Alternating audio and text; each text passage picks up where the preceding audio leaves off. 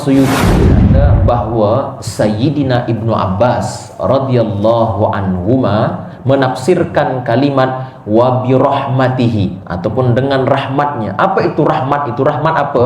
Kata Ibnu Abbas, rahmat itu adalah bi Muhammadin, adalah dengan diutuskannya Nabi Muhammad sallallahu alaihi wasallam. Jadi dengan sebab kurniaan Allah dan dengan sebab diutusnya Nabi Muhammad sallallahu alaihi wasallam, falyafrahu, maka kamu bergembiralah. Itu jadi ya, rahmat itu artinya apa? Muhammad sallallahu alaihi wasallam. Oleh sebab itu Allah Subhanahu wa taala menyuruh manusia bergembira atas rahmatnya.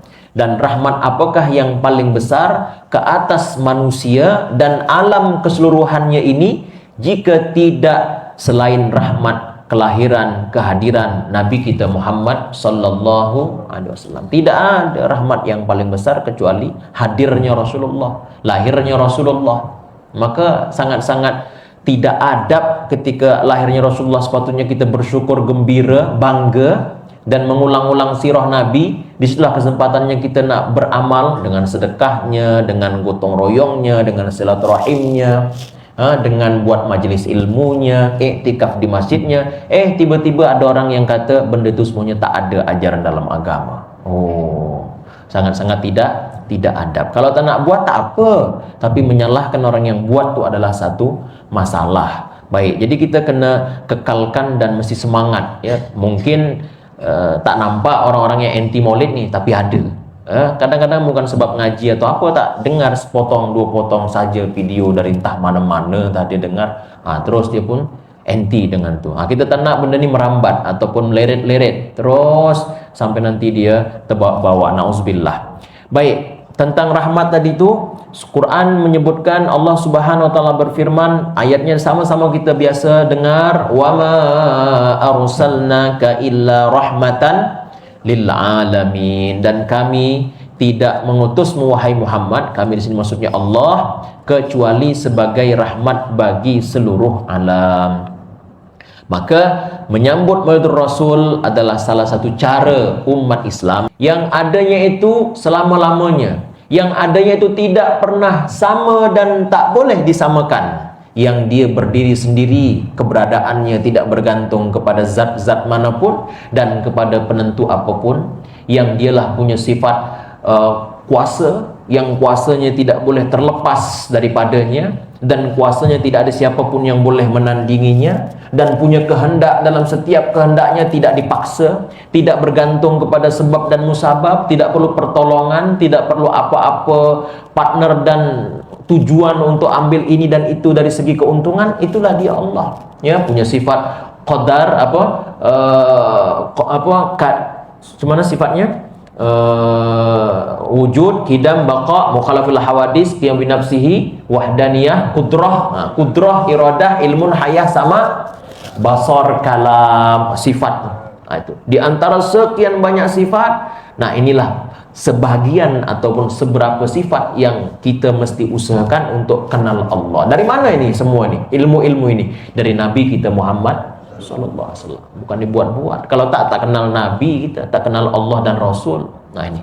Jadi itu yang disebut sebagai rahmat Allah di apa namanya itu diberikan kepada Nabi Muhammad. Kemudian Nabi Muhammad rahmatnya itu masuk dalam akidah keyakinan kita, sehingga status seseorang itu mulia atau tidak mulia bergantung kepada keyakinannya kepada Allah, akidahnya kepada Allah. Kalau dia kenal Allah, maka dia adalah orang yang mulia. Kalau tak kenal Allah, maka dia sebenarnya adalah makhluk yang paling hina dan lebih hina daripada hewan ciptaan Allah Subhanahu wa taala. Bersyukur kita pada Allah, alhamdulillah, alhamdulillah. Mudah-mudahan akidah kita ini, keyakinan kita ini kepada Allah dan Rasul kekal sampai hari kiamat, diteruskan oleh zuriat-zuriat kita semuanya, insyaallah. Amin ya rabbal alamin. Itu penting tuh akidah ya. Maka di sini pun alhamdulillah ada kelas akidah, dan di mana-mana pun kita juga biasakan untuk duduk dalam ulang-ulang kaji bab akidah. Apalagi rahmat Nabi pada muamalah, cara jual beli.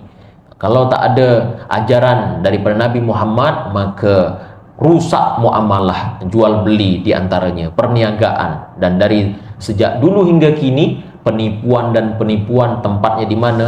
Dalam perniagaan. Yang adanya itu selama-lamanya, yang adanya itu tidak pernah sama dan tak boleh disamakan. Yang dia berdiri sendiri, keberadaannya tidak bergantung kepada zat-zat manapun dan kepada penentu apapun. Yang dialah punya sifat kuasa, yang kuasanya tidak boleh terlepas daripadanya, dan kuasanya tidak ada siapapun yang boleh menandinginya, dan punya kehendak dalam setiap kehendaknya tidak dipaksa, tidak bergantung kepada sebab dan musabab, tidak perlu pertolongan, tidak perlu apa-apa partner dan tujuan untuk ambil ini dan itu dari segi keuntungan. Itulah dia Allah, ya, punya sifat qadar,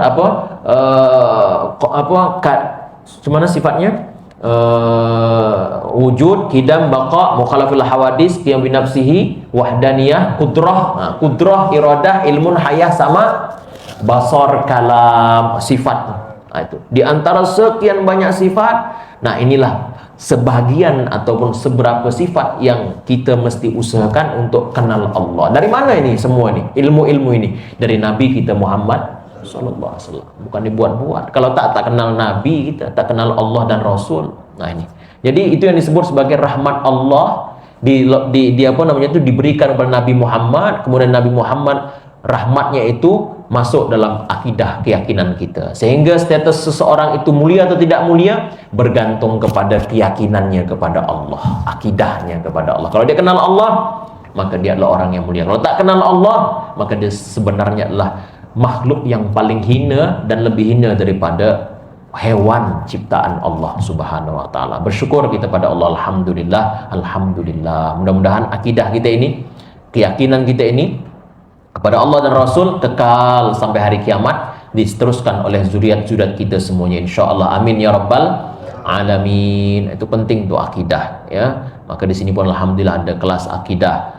Dan di mana-mana pun kita juga biasakan untuk duduk dalam ulang-ulang kaji bab akidah. Apalagi rahmat Nabi pada muamalah, cara jual beli.